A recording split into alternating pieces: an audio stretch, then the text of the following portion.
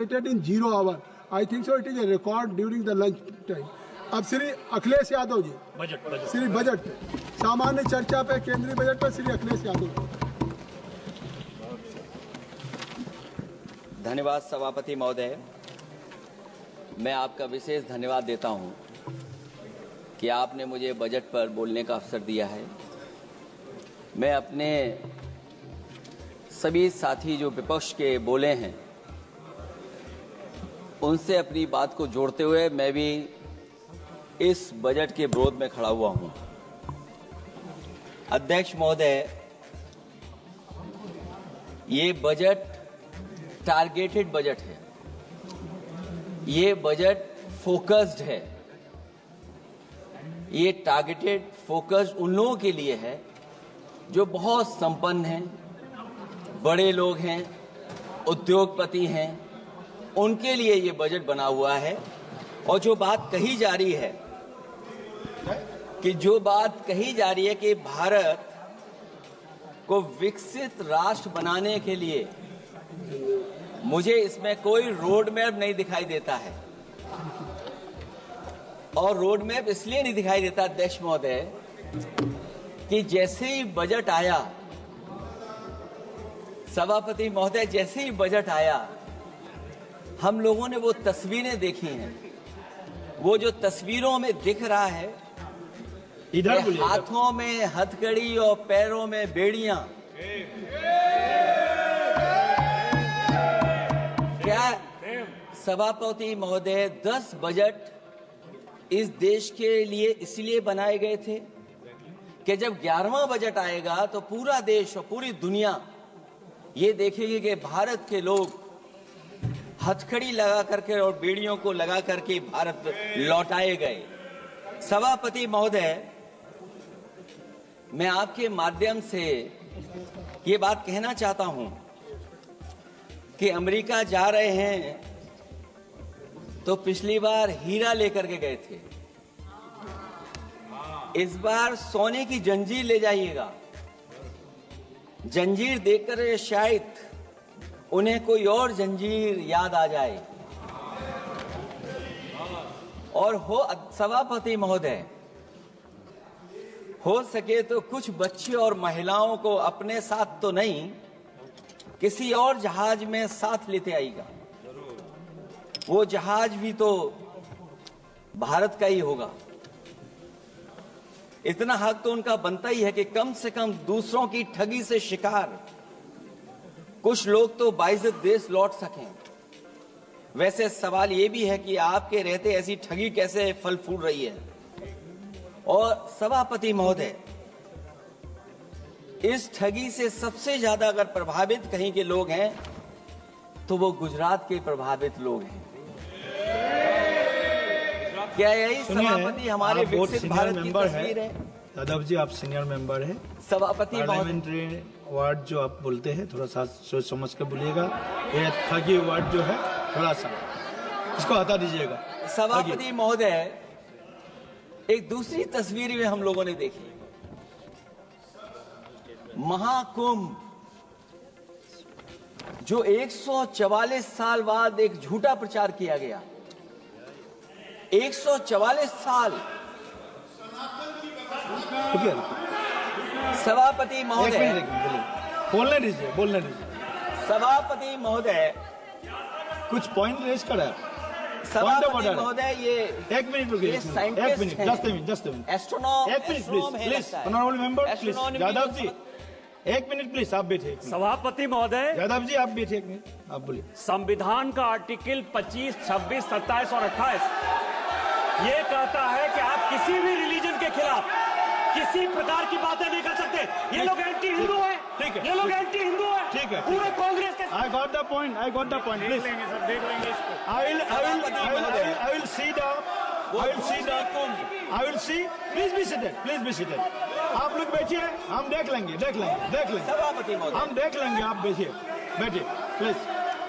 आप बोलिए, हम देख लेंगे। गौरव जी बोला है ना, प्लीज आप लोग बैठिए, बोलने दीजिए, नेता को बोलने दीजिए, माननीय नेताजी को बोलने दीजिए। वो महाकुंभ की तस्वीर, क्या हो रहा है?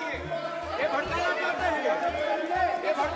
सभापति महोदय, एक मिनट, कोई आप भी ऐसा स्नान वर्ड करके नहीं आए हो। जो कोई भी आस्था के विरुद्ध में बोला है, आपको कोई उसको हटा अधिकार दीजिए। नहीं बनता है, आप स्नान करके नहीं आए हो। आपने स्नान नहीं किया कुंभ में। बोल दिया मैंने, सभापति बोल दिया महोदय, मैंने, बोल दिया प्लीज। आप वो हटा दिया जाएगा, हटा दिया जाएगा उसे। सभापति महोदय, इन्होंने कुंभ में स्नान नहीं किया। आप इधर देखिए, शहर पर देखिए, उधर मत देखिए, शहर को संबोधन कीजिए। अगर फोटो आई होती तो मैं जैकेट वाली भी फोटो देख लेता। आपका कोई गलत फोटो दिखा है, सभापति महोदय, ऐसा लग रहा है। विकसित भारत की जो दूसरी तस्वीर देखी जी, वो तस्वीर न केवल हम लोगों को दुख पहुंचाती है, बल्कि तमाम वो सनातन को स्वीकार करने वाले लोग, उनको दुख पहुंचाया होगा। सभापति महोदय, अगर लोग तकलीफ में रहे, परेशानी में रहे, और ये पहली बार हुआ होगा ऐसा कि लोग 300 किलोमीटर के जाम में फंस गए, न केवल एक मुख्यमंत्री सभापति महोदय, उन्हें 2-2 मुख्यमंत्रियों को लगाना पड़ा कि कैसे जाम रुक जाए।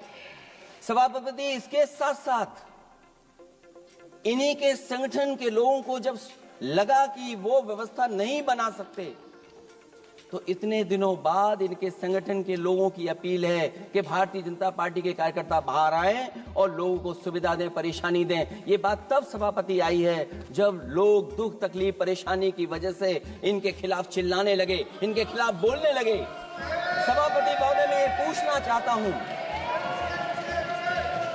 जिस स्नान के लिए प्रधानमंत्री गए हो, देश के राष्ट्रपति गए हो, उपराष्ट्रपति गए हो, मंत्री गए हो, क्या यही विकसित भारत की तस्वीर होगी जिसमें आप ट्रैफिक मैनेज नहीं कर पा रहे हैं? आप हर शहर में ये कहा गया कि कोई शहर से निकले नहीं, सब के सब वहीं पर रुक जाएं, आगे नहीं जा सकते, दर्शन नहीं कर सकते।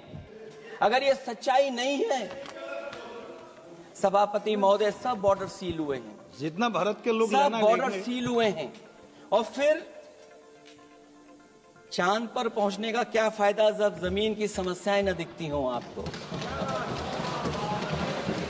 जमीन की समस्याएं न दिखती हों।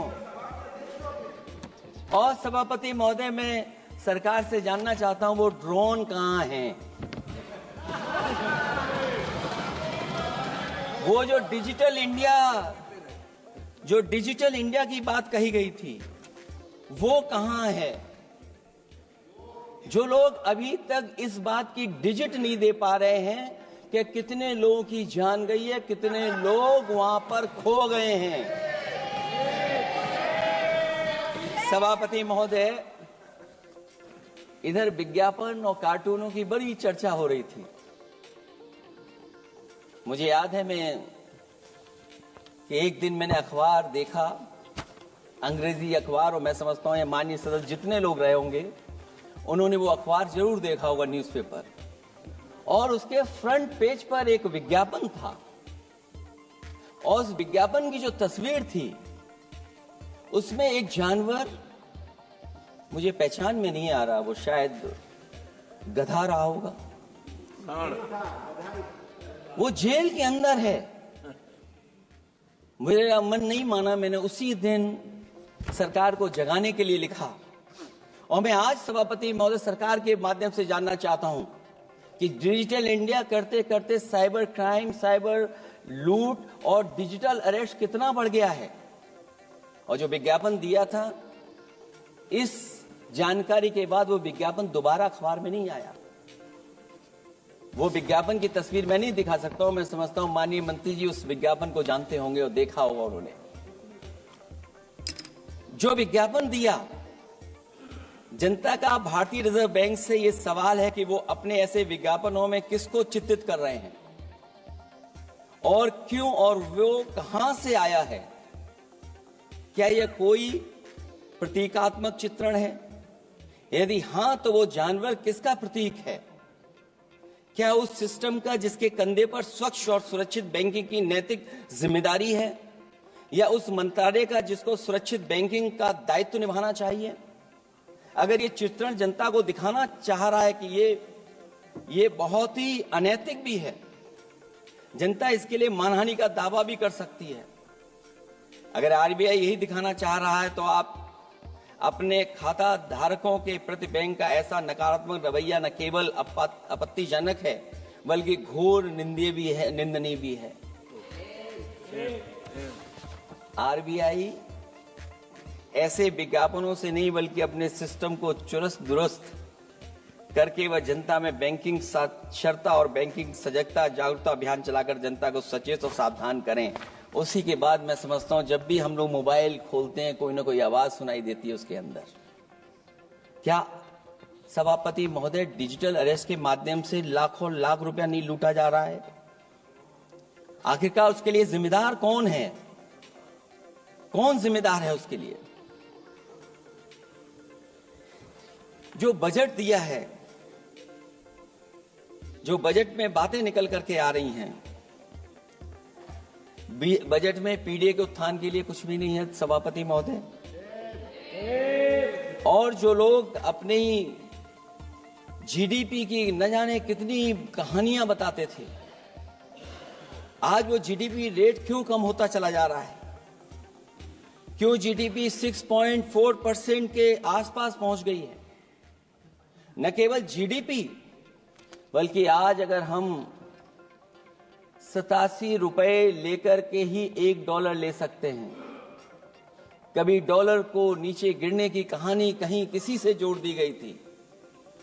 आज सोचिए कितने रुपए हम इकट्ठे करते हैं तब जाकर के हमें $1 मिलता है। क्या सरकार के पास इसका कोई जवाब है? इस ग्रोथ रेट के कम होने का कारण जो सभापति महोदय मुझे समझ में आता है वो इन्वेस्टमेंट की कमी और कंजप्शन की कमी है। ये देश की आर्थिक विकास की स्थिति पर प्रश्न चिन्ह लगाता है। और यही नहीं, सभापति महोदय जो भेदभाव बढ़ता चला जा रहा है, जो खाई पैदा होती जा रही है, इन्हीं के आंकड़े बताते हैं कि खाई कितनी है। मुट्ठी भर लोगों के पास पूरे देश की संपदा पहुंच गई। जो ज्यादा लोग हैं वो गरीब हैं। उनके जीवन यापन के लिए 80 करोड़ लोगों को आपको राशन बांटना पड़ रहा है। क्या यही विकसित भारत की तस्वीर है? और फिर दुनिया में हम पर कैपिटा इनकम में कहां खड़े हैं? अगर हम केवल सरकार से सभापति महोदय आपके माध्यम से जानना चाहें कि जिन परिवारों को आप राशन दे रहे हैं उन परिवारों की पर कैपिटा इनकम क्या है? और अगर विकसित भारत की तस्वीर लेकर के ये सरकार चलना चाहती है तो कम से कम सरकार की सभापति महोदय जिम्मेदारी बनती है कि जो 80 करोड़ लोग राशन पा रहे हैं उनके आपकी पर कैपिटा इनकम क्या है? एक बहुत प्रिय काम सरकार का है, इतना प्रिय है कि उसका नाम बदल करके इज्जत घर कर दिया गया। मुझे याद है कि एक छत्तीसगढ़ में बुजुर्ग मां जिसने बकरी बेच करके अपना शौचालय बनाया था, और बकरी बेचने के बाद शौचालय जब बनाया तो देश के प्रधानमंत्री जी ने उनका सम्मान किया। आखिरकार सवाल यह है कि बकरी उसे क्यों बेचनी पड़ गई? इसका मतलब यह है कि आपकी जो बनाई हुई स्कीम है वो जमीन पर नहीं पहुंच रही है, उसके लिए पर्याप्त पैसा नहीं पहुंच पा रहा है। आखिरकार पैसा क्यों नहीं पहुंचा, ये तो सरकार की जिम्मेदारी है। और फिर सभापति महोदय जो शौचालय बनाए हैं उनमें पानी किसी में नहीं पहुंचता। क्या यही विकसित भारत की तस्वीर बनेगी?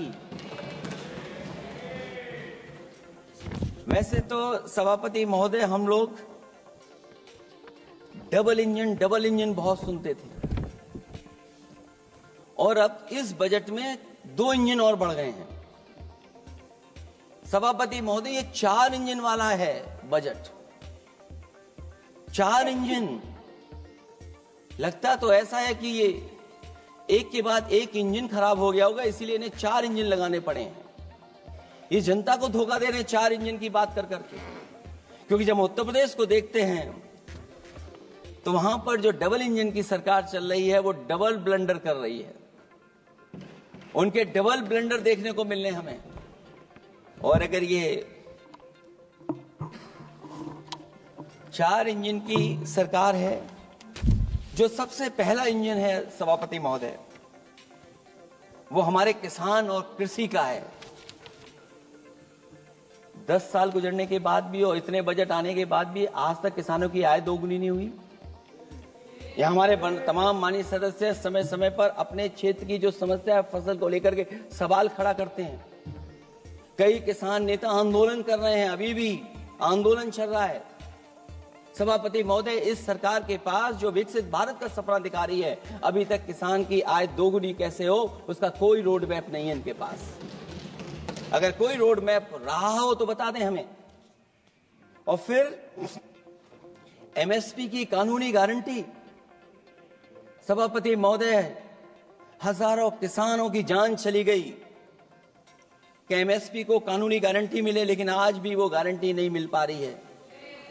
क्या यही हमारा विकसित भारत होगा जिसमें किसान को एमएसपी नहीं मिलेगी, उसकी कोई गारंटी नहीं है? जो किसान की आय दोगुनी का सपना ले रहे थे, उन्होंने स्वामीनाथन जी को भारत रत्न तो दे दिया, लेकिन उनके कही हुई बातों को अभी तक नहीं पहुंचा पा रहे हैं। जो फसलें दलहन तिलहन बढ़ावा देने के लिए जो मिशन की घोषणा की गई थी, वो क्या मिशन अभी पूरा हुआ है? क्योंकि अभी तक हम लोग तिलहन इंपोर्ट कर रहे हैं। दलहन तिलहन के बारे में पहले बजट से कहा जा रहा है, अध्यक्ष महोदय, आज भी हम लोगों को इंपोर्ट करना पड़ रहा है। और उसका परिणाम यह है कि हम अपने किसानों को जो लाभ देना चाहते हैं वो नहीं लाभ दे पा रहे हैं। प्रधानमंत्री धन धान कृषि योजना 100 पिछड़े जिलों के लिए घोषित हुई है, लेकिन इसके लिए कोई बजट नहीं दिया गया है। फल और सब्जी का उत्पादन को बढ़ावा देने के लिए भविष्य में योजना बनाई जाएगी। यही 4 इंजन की बजट है कि फल और सब्जी के लिए बाद में बजट बनाया जाएगा, बाद में बजट घोषित होगी, पॉलिसी क्या होगी वो बाद में तय होगा। कृषि क्षेत्र में रिसर्च और डेवलपमेंट के लिए अधिक धन की आवश्यकता है। शायद इस बजट में अध्यक्ष महोदय वो नहीं दिखाई दे रहा है। कृषि क्षेत्र में कार्यबल करीब 46% है, लेकिन जीडीपी में इसका योगदान केवल 18% है। किसानों की खराब आर्थिक स्थिति को दर्शाता है कि अभी हमारा किसान गरीब है। फसल बीमा योजना, मुझे याद है फसल बीमा योजना को लेकर के न जाने कितना प्रचार किया गया, लेकिन सच्चाई तो यह है कि जब क्लेम करने की बात आती है तो जो आंकड़े बताते हैं वो अभी भी 3% से ऊपर नहीं पहुंच पाए हैं। किसान के कर्ज के कारण किसान आत्महत्या कर रहा है। क्या विकसित भारत की यही तस्वीर होगी कि लाखों लाख किसान हमारा आत्महत्या कर ले? अब तो सुना है कि वो आंकड़े भी आना बंद हो गए हैं। हमें किसान के ऊपर कर्ज और कर्ज के ऊपर कर्ज नहीं बनाना है। जिस तरीके से आप बड़े बड़े उद्योगपतियों का ध्यान रखते हैं कि उनका समय समय पर कर्ज माफ करते हैं, मुझे पूरा भरोसा है कि हमारे देश के किसानों का भी कर्ज माफ होना चाहिए, उनको कर्ज से मुक्ति दिलाना चाहिए। अगर क्लाइमेट चेंज की बात होगी तो सबसे पहले असर अगर किसी पे पड़ेगा तो सबसे पहले प्रभावित अगर कोई होगा तो हमारा किसान प्रभावित होगा। उसके लिए क्या आपके पास रोड मैप है? हमारे माननीय सदस्यों ने बहुतों ने कहा है जीएसटी को लेकर के न जाने क्या क्या सरकार बनाती है और जीएसटी से लगातार व्यापारियों को उलझा रही है। जब तक जीएसटी के बारे में व्यापारी समझ पाता है तब तक जीएसटी को बदल देते हैं, तरीका बदल देते हैं। अभी भी किसानों के जितने भी इक्विपमेंट हैं उनमें 18-12% जीएसटी लिया जा रहा है। कम से कम अगर विकसित भारत का सपना ये सरकार देख रही है तो सभी के सभी एग्रीकल्चर इक्विपमेंट जो हमारा किसान इस्तेमाल करता है उसमें 0 जीएसटी होनी चाहिए। मैन्युफैक्चरिंग सेक्टर को बढ़ावा देने के लिए और कई योजनाएं सरकार लाई है। भंडारण की सुविधा किसको मिल रही है? सभापति महोदय, भंडारण को लेकर के भी सरकार का कोई रोड मैप जरूर होना चाहिए। ये कैसी अर्थव्यवस्था है अध्यक्ष महोदय, जहां पर अर्थव्यवस्था को तो हम तीसरे नंबर पे पहुंचा रहे हैं, लेकिन नौकरी और रोजगार उसके पास नहीं है। ग्रोथ है, ग्रोथ बताना चाहते हैं, लेकिन रोजगार और नौकरी नहीं है। जो इनके मैन्युफैक्चरिंग के तमाम मिशन थे, नेशनल मैन्युफैक्चरिंग मिशन, जब तक इन्वेस्टमेंट का वातावरण नहीं सुधरेगा तब तक इन्वेस्टमेंट नहीं हो सकता। हमारा नेशनल मैन्युफैक्चरिंग मिशन आगे नहीं बढ़ सकता। दूसरा इंजन इन्होंने बताया एमएसएमई, और एमएसएमई को लेकर के बहुत चिंता व्यक्त की। बजट भाषण में एमएसएमई सेक्टर को विकास का द्वितीय इंजन बताया गया, जो सही है, परंतु एमएसएमई के विकास के लिए बजट में कोई विशेष व्यवस्था नहीं की गई है। भारत में एमएसएमई के क्षेत्र में 11 करोड़ लोगों को रोजगार प्रदान 11 करोड़ लोगों को रोजगार प्रदान करता है, और इसमें सबसे ज्यादा रोजगार मिलता है जो कि हमारी माइक्रो यूनिट्स हैं, उनके लिए कोई योजना नहीं है। उनको विशेष मदद के लिए कोई प्रावधान न पहले किया गया न इस बजट में किया गया है। मैं केवल यूपी के बारे में कहना चाहता हूं कि यूपी में लगभग 96 लाख एमएसएमईज हैं, लेकिन केवल 14 लाख पंजीकृत हैं। पूरे देश में 6 करोड़ हैं, एमएसएमई के विपरीत केवल 1 करोड़ पंजीकृत हैं।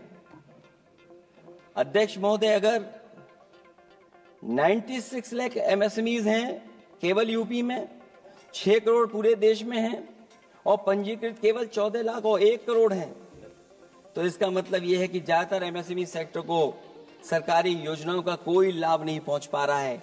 मुझे उम्मीद है कि एमएसएमई को लाभ पहुंचाने के लिए सरकार जागरूक होगी और अपनी डबल इंजन सरकारें जहां जहां चल रही हैं उनको जगाने का भी काम करेंगे। अध्यक्ष महोदय, एक समय ऐसा भी था जब लोग बजट के आने पर खुश होते थे, क्योंकि बजट नई उम्मीद जगाता था, देश और जनता को आगे की ओर ले जाता था। लेकिन भाजपा सरकार के बजट में न देश के विकास के लिए कुछ होता है, न जनता की तरक्की के लिए। बजट मायूसी लेकर नहीं आना चाहिए। बजट देश का आर्थिक मानचित्र होता है। वो दर्शाता है कि किस तरह पूरे देश का संतुलित, मतलब हर राज्य का बराबर विकास हो, और जो भी राज्य या क्षेत्र भौगोलिक, शैक्षिक, सामाजिक, राजनीतिक कारणों से पिछड़ गया है, उसके लिए कैसे प्रावधान किए जाएं जो वो भी मुख्य धारा से जुड़ सके। वर्तमान में बैलेंस डेवलपमेंट की नीति पिछड़ती जा रही है। मैंने कई मौकों पर कहा है और आज फिर दोहरा रहा हूं कि अध्यक्ष महोदय, सच्चा विकास वही होता है जो भेदभाव मिटाता है। अच्छा बजट किसी देश को हर दिशा में विकास का रास्ता तैयार करता है। इन्हीं अर्थों में बजट लोकतांत्रिक होता है, जो समाज के हर वर्ग के लिए लाभकारी होता है। ये सबसे आखिरी व्यक्ति को ताकत देकर के उसे आर्थिक मुख्यधारा से जोड़ता है।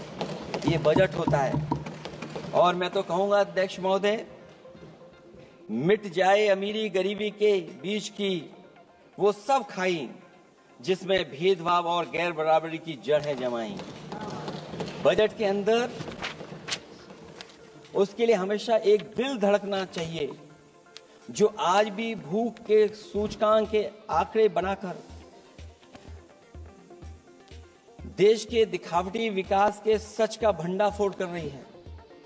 भूख मिटे, महंगाई घटे, यही बजट का सबसे बड़ा नारा होना चाहिए।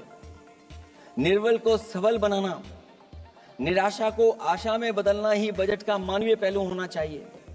बजट का सबसे बड़ा सिद्धांत कमजोर के प्रति हमदर्दी होना चाहिए। बजट बनाने की सोच किसी या कुछ लोगों को लाभ पहुंचाने की नहीं होनी चाहिए, बल्कि इंसानियत के नजरिए की उसी बुनियाद होनी चाहिए। यदि बजट के आने से निर्बल सबल बनता है तो समझो बजट अपने उद्देश्यों से सफल हुआ है, नहीं तो उसे असफल ही माना जाना चाहिए। अध्यक्ष महोदय, रोटी की भूख किसानों को विश्वास में लेकर ही मिटाई जा सकती है। और मैंने पहले भी कहा, फिर दोहराता हूं उन बातों को। किसान को फसल का सही दाम दिलवाना और उसे बीज, खाद, पानी का इंतजाम करना, आवारा पशुओं से उनकी फसलों को बचाना। और ये आवारा पशुओं को अध्यक्ष महोदय मैं इसलिए कहना चाहता हूँ, उत्तर प्रदेश के चुनाव में देश के प्रधानमंत्री जी आए थे, उन्होंने कहा था कि मैंने एक रोड मैप बनाया है और 2 हफ्ते मुझे लगेंगे, सरकार बनवा दीजिए, एक भी जानवर सड़क पर नहीं दिखाई देगा और किसान की जान नहीं जाएगी और न खेतों की बर्बादी होगी। लेकिन अध्यक्ष महोदय, मैं उत्तर प्रदेश के माननीय सदस्य चाहे इधर के हों उधर के हों, वो जानते होंगे कि इस तकलीफ और परेशानी से अभी भी किसान उभर नहीं पाया है और आज भी खेतों को उसे 4 दीवारी या तारों से जोड़ करके चलना पड़ रहा है। फसलों को बचाना सरकार की प्राथमिकता होनी चाहिए। इस मामले में जुमलेबाजी और झूठे वादे अच्छे नहीं। आंकड़े बताते हैं कि देश में बहुत सारे ऐसे कारोबार हो रहे हैं जो कारोबार बढ़ते चले जा रहे हैं। कई उद्योगपति कई गुना कारोबार से लाभ उठा रहे हैं। कई विदेशी कंपनियां इस धंधे में अरबों कमा रही हैं, लेकिन आलू का किसान इस लाभ से वंचित है। जहां अध्यक्ष महोदय, बिहार के लिए मुनक्का को लेकर के अगर वोट बढ़ाए, मैं उसका स्वागत करता हूं। मखाने को लेकर के एक कदम आगे चला गया, मैं दूसरे स्टेट में पहुंच गया अध्यक्ष महोदय। लेकिन मखाने का जो बोर्ड बनाए, लेकिन हमारे साथियों मखाने का ध्यान रखना, जिस तरीके से पॉपकॉर्न का मीठे और नमकीन में जीएसटी में हेरफेर हो गया है, कहीं आपके मखाने में भी मीठे का जीएसटी अलग हो, नमकीन का अलग हो, गुड़ वाले का अलग हो मखाने में। हाँ, कहीं वैसा ही ना करेंगे। आज किसान का आंदोलित होना सरकार की विफलता का सबसे बड़ा उदाहरण है। सरकार और किसान के बीच भरोसे के बिना भूख नहीं मिटाई जा सकती है। समय पर बीज खाद को मिलना, कृषि ऋणों को माफ होना, एमएसपी दिलवाना सरकार का दायित्व है, वो इससे बच नहीं सकती। किसानों के हिस्से में काले कानून नहीं, सतरंगी भविष्य आना चाहिए और ये सरकार काले कानून ला करके हमारे किसानों को अपमानित करना चाहती है। वहीं अध्यक्ष महोदय, हमारे मानव संसाधन के लिए स्वास्थ्य एक बड़ी चुनौती है। चिकित्सा स्वास्थ्य में सुधार होना बेहद जरूरी है। आज के समय की सबसे बड़ी जरूरत है कि हर शरीर को पोषक आहार मिल सके, कार्य की दशाएं अच्छी हों, वर्क लाइफ बैलेंस सही हो, जिससे मानसिक रूप से भी लोग स्वस्थ रहें। इसके अलावा पर्यावरण को भी अब स्वास्थ्य के बड़े कारक के रूप में लेना होगा। एनवायरनमेंट को हेल्थ फैक्टर के रूप में देखना होगा। हर तरह के प्रदूषण को रोकना होगा, हरियाली बढ़ानी होगी। साथ ही एक बात और अहम है, और वह है हर तरफ नकारात्मकता, नफरत का प्रचार। इससे इंसान के अंदर नेगेटिविटी आती है, आपस का विश्वास और सौहार्द टूटता है। इसके परिणाम स्वरूप इमोशनल सपोर्ट सिस्टम फेल होने लगता है। फेक न्यूज लोगों को मानसिक रूप से धीरे धीरे बीमार बना रही है। इसे हर हाल में रोकना होगा। और अध्यक्ष महोदय, इसमें विपक्ष से ज्यादा सरकार की जिम्मेदारी है, क्योंकि कई मौकों पर हम लोग देखते हैं कि सरकार जितना अपने आप का प्रचार करना चाहती है, उससे ज्यादा दूसरों को कैसे बदनाम किया जाए उसके लिए प्रचार करती है। ये शायद सरकार की जिम्मेदारी बड़ी बनती है।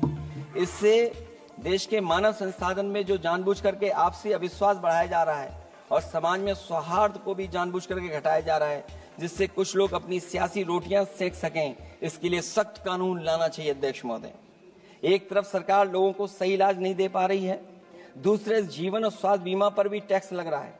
सरकार मुनाफा कमाने के लिए नहीं बनती है, बल्कि जनता के कल्याण के लिए बनती है। ये बात कुछ लोगों को याद रखनी चाहिए। अगर आप अध्यक्ष महोदय, अगर काम है भी तो सही दाम नहीं मिल रहा है। ये बात अगर एक पढ़े लिखे युवा के लिए सही है, तो एक मजदूर के लिए भी दिन भर कमर तो मेहनत तो करता है, लेकिन उतना पैसा मजदूरी में नहीं पाता है कि अपनों का अपना पेट भर सके।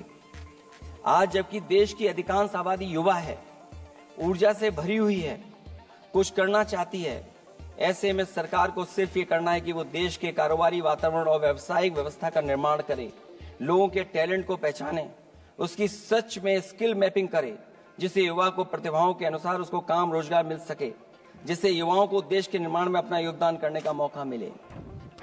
अध्यक्ष महोदय, जब से ये सरकार बनी है, महंगाई बढ़ती चली जा रही है। महंगाई कहां पहुंच गई है सरकार को बेहतर पता है, आकलन है उनको। इसलिए अध्यक्ष महोदय, महंगाई एक ऐसी समस्या बनकर उभरी है जिसने हर कौर को भारी बना दिया है। जिस तरह सत्ता में बैठे हुए लोग राजनीतिक चंदे के नाम पर कंपनियों से उगाही कर रहे हैं, दरअसल वो भी दामों के बढ़ने का एक बहुत बड़ा कारण है। सरकार ने मुनाफाखोरी की लगाम खोल दी है और मुनाफाखोरों को छुट्टा बैल हो गए हैं। आजाद भारत के इतिहास में भी नोटबंदी और जीएसटी दो सबसे बड़े आर्थिक सुधार हैं। सुधार नहीं बल्कि सबसे बड़े आर्थिक विकार बनकर के उभरे हैं। और अध्यक्ष महोदय, मैं याद दिलाना चाहता हूं, नोटबंदी के समय पर बैंक की लाइन में एक मां लगी थी गर्भवती। जो बच्चा जन्म लिया उसका नाम हम लोगों ने खजांची रखा है। अब वो काफी बड़ा हो गया है, साइकिल भी चला लेता है। अध्यक्ष महोदय, मैं कहूंगा सरकार से कम उसको ही गोद ले लें आप। अध्यक्ष महोदय, मैं चाहूंगा कि आप उसको गोद ले लीजिए। नाम जब आप गोद ले लेंगे तो नाम भी आप अपने हिसाब से रख पाएंगे। किसी भी आर्थिक सुधार का लक्ष्य होता है कि आर्थिक गतिविधियां सुचारू रूप से चल सकें और आसान होंगे, जिससे अर्थव्यवस्था दिन दूनी रात चौगनी तरक्की करे। लेकिन इन सुधारों के आने के बाद से अर्थव्यवस्था की गति कछुआ की चाल जैसी हो गई है, जिसकी प्रमाण है कंपनियों की ग्रोथ का काम होना, उनकी बिक्री का घट जाना, यहां तक कि फास्ट मूविंग कंज्यूमर गुड्स भी 2% से ज्यादा आगे नहीं बढ़ पा रहा है। इसका सीधा मतलब यह है कि लोगों के पास पैसों की किल्लत हो गई है और वो रोजमर्रा की जरूरत तक खर्च नहीं करना चाहते हैं। ऐसे में उनकी बचत कहां से होगी, और जब बचत नहीं होगी तो लोग क्या तो खाएंगे और क्या बाजार में लगाएंगे। लोगों में भविष्य को लेकर कितनी अनिश्चितता और चिंता है कि वो अपने जमा पैसे अपने पास ही रखना चाहते हैं। इसलिए व्यापार में बढ़ोतरी नहीं हो पा रही है, बैंकों में भारी किल्लत है, पूंजी का निर्माण नहीं हो पा रहा है और लोग निवेश के लिए आगे नहीं आ रहे हैं। और इसलिए मैं अध्यक्ष महोदय कहना चाहता हूं कि उत्तर प्रदेश सरकार ने एक बहुत बड़ा आयोजन किया था, इन्वेस्टमेंट मीट। 40 लाख करोड़ का एमओयू हुआ। मैं अध्यक्ष महोदय आपके माध्यम से जानना चाहता हूं सरकार से, अध्यक्ष महोदय मैं आपके माध्यम से सरकार से जानना चाहता हूं कि जो अपने आप को डबल इंजन की सरकार कह रहे हैं, वो उत्तर प्रदेश के इन्वेस्टमेंट के लिए क्या सहयोग कर रहे हैं। ये दुर्भाग्यपूर्ण है कि आत्मनिर्भरता की बात करते हुए भी हमारा शेयर बाजार विदेशी निवेशकों पर निर्भर करने लगा है। जब वो पैसे लगा देते हैं तो शेयर बाजार में उछाल आ जाता है, नहीं तो उसे धड़ाम होते देर नहीं लगती है और एक एक दिन में हमारे निवेशकों का लाखों करोड़ों का नुकसान हो जाता है। इसका एक बड़ा शिकार हमारी युवा पीढ़ी भी हो रही है, जो देखा देखी में पैसे तो लगा देती है लेकिन शेयर की खरीद फरोख्त से पैसा कमाने वाले बिचौलियों की गहरी चाल को समझ नहीं पाती है। ये खेल बंद होना चाहिए और जिम्मेदारी सरकार की बनती है कि खेल ये बंद हो।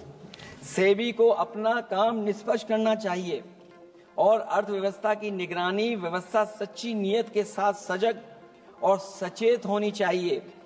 इनसिक्योरिटी सिक्योरिटी मार्केट से बाहर होनी चाहिए। अध्यक्ष महोदय, आज जिस तरह विदेशी निवेशक धीरे धीरे भारतीय बाजार से अपना पैसा बाहर निकाल रहे हैं, वो दर्शाता है कि हमारी अर्थव्यवस्था से अब उनका भरोसा उठ गया है। उन्हें दूसरे देशों से अधिक लाभ कमाने की उम्मीद है, इसलिए वो अपना पैसा यहाँ से निकालकर दूसरे देशों में लगा रहे हैं और हमारा शेयर मार्केट उनकी वजह से हिचकोले खा रहा है। अध्यक्ष महोदय, मैं अपने बात को ज्यादा बड़ा लिख दिया। क्योंकि अध्यक्ष महोदय बजट 4 इंजन का था, इसलिए बड़ा लिख करके लाए। कोई बात छूटे ना, क्योंकि सरकार तक वो बात पहुंच जाए।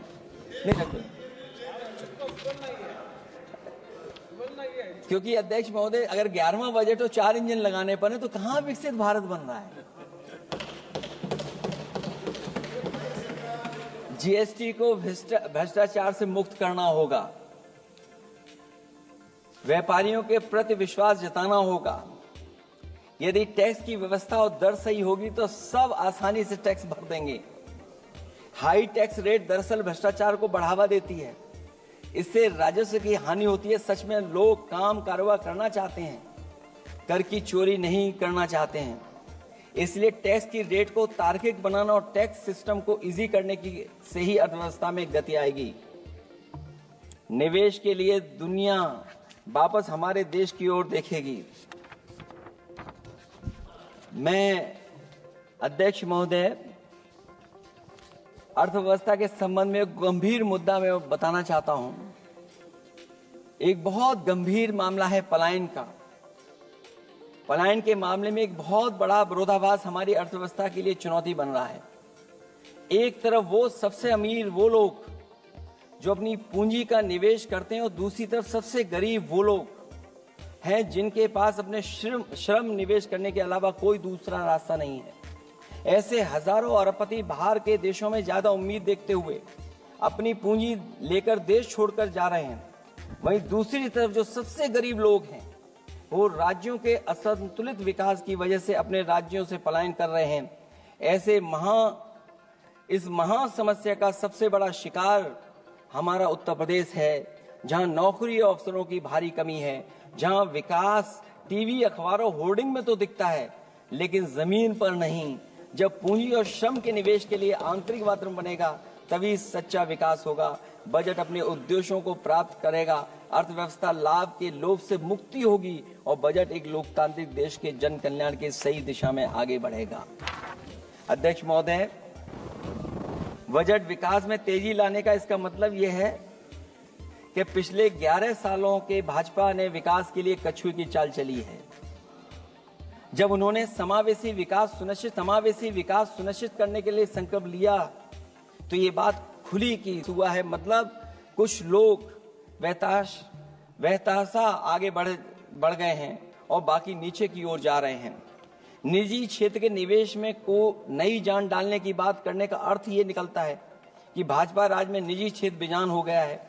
नोटबंदी और जीएसटी के लिए सुधार नहीं विकार साबित हुआ। अध्यक्ष महोदय, परिवारों के मनोभाव में उल्लास भरने की बात करने वो स्वीकार कर रही हैं, लोगों को मुस्कुराना बंद कर दिया है। अच्छे दिन न इनके राज में आए हैं और न आएंगे आने वाले समय में भी।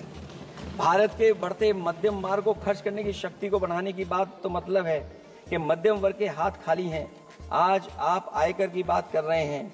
हम लोगों ने बहुत पहले इस बात की मांग की थी, इसलिए कि 12 लाख के कम से कम उनको कर से। वित्त मंत्री जी ने कहा कि हम सब मिलकर के अधिक संपन्नता लाने और विश्व में अपना स्थान बनाने और अपने राष्ट्र की अनंत क्षमता को बढ़ाने के लिए अपनी यात्रा कर रहे हैं।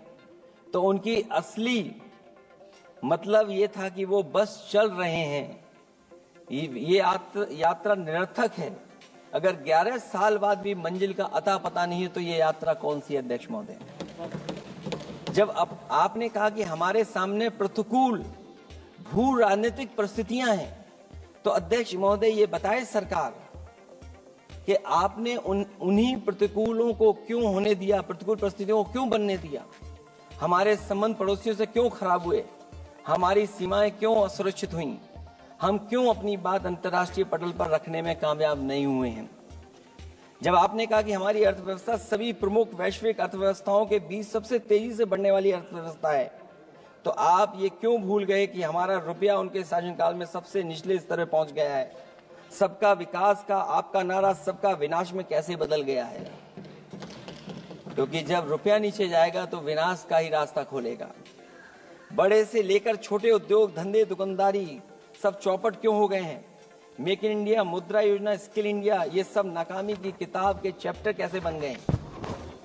वहां सवाल ये कि कैसे व्यापार कारोबार केवल कुछ लोगों के हाथ में ही सिमट गया और बाकी सबका काम धाम क्यों मिट गया।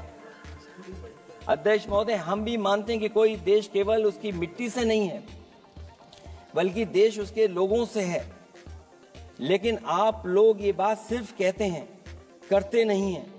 जनता आपके लिए बस नारे का विषय है। आप कहती हैं कि हमारे लिए विकसित भारत में शामिल हैं गरीबी से मुक्ति, 100% अच्छे स्तर की स्कूली शिक्षा, बेहतरीन सस्ती और सर्वसुलभ स्वास्थ्य सेवाओं तक पहुंच, 100% कुशल कामगार के साथ सार्थक रोजगार, आर्थिक गतिविधियों से 70% महिलाएं और देश को food basket of the world बनाने वाले किसान। अगर ये आपका लक्ष्य है, पर क्या आपके राज्य में अमीरी गरीबी की खाई नहीं बढ़ी। भूख के इंडेक्स में हम कहां जा पहुंचे हैं। स्कूली शिक्षा का बजट कम नहीं हुआ, स्वास्थ्य सेवाएं महंगी नहीं हुई, यहाँ तक कि अपने स्वास्थ्य बीमा पर भी टैक्स लगा दिया है। आपने योग्य लोगों को बेरोजगारी के अंधेरे में धकेला और आपके बड़े बड़े नेताओं ने तो यहाँ तक कह दिया कि कमी नौकरी की नहीं है, योग्यता की है। अपनी युवा पीढ़ी को हताश निराश करने का पाप आप लोगों ने किया है। कुशल कारीगर के नाम पर आपने युवाओं को डिलीवरी पर्सन बनाकर छोड़ दिया है। आपके राज्य में महिलाओं के खिलाफ अपराध के आंकड़े बढ़े हैं। ऐसे असुरक्षित माहौल में आप कैसे आर्थिक गतिविधियों में उनकी भागीदारी की बात कर सकते हैं?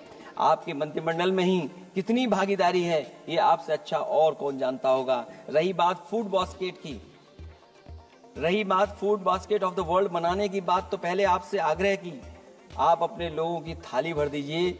ऐसे हवाई जुमले उछालिए, कम उछालिए।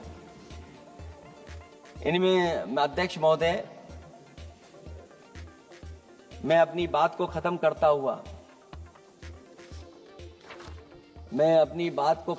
इतना ही कहना चाहता हूं कि इस बजट में जिन 6 क्षेत्रों में परिवर्तनकारी सुधार की बात कही गई है, उनमें से कराधान अब तक सफल नहीं होगा जब तक उसे सरल, पारदर्शी और ईमानदार नहीं बनाया जाएगा। जब तक विद्युत क्षेत्र को निजी हाथों में सौंपकर मनमानी वसूली से रोका नहीं जाएगा। शहरी विकास के नाम पर जब तक जमीनों कुछ धनवानों के हाथों में कौड़ियों के दाम बेचने का खेल खत्म नहीं किया जाएगा। खनन के नाम पर जब तक जल, जंगल, जमीन पर आदिवासी पारंपरिक अधिकार की हकमारी की हेराफेरी रोकी नहीं जाएगी, और जब तक वित्तीय क्षेत्र और विनियामक सुधार की निष्पक्ष कोशिश नहीं की जाएगी। अंत में मैं अध्यक्ष महोदय इतना ही कहना चाहूंगा कि असली तरक्की है वही जो हर फर्क मिटाती है। असली तरक्की है वही जो हर फर्क मिटाती है, जो हर तरफ खुशहाली के गुलशन खिलाती है। इन्हीं शब्दों के साथ अध्यक्ष महोदय मैं धन्यवाद देना चाहता हूं। मैं इस बजट का विरोध करता हूं। ये रोड मैप कहीं नहीं दिखाता है कि जिससे विकसित भारत बने। बहुत बहुत धन्यवाद अध्यक्ष जी आपका। श्रीमती हेमा मालिनी।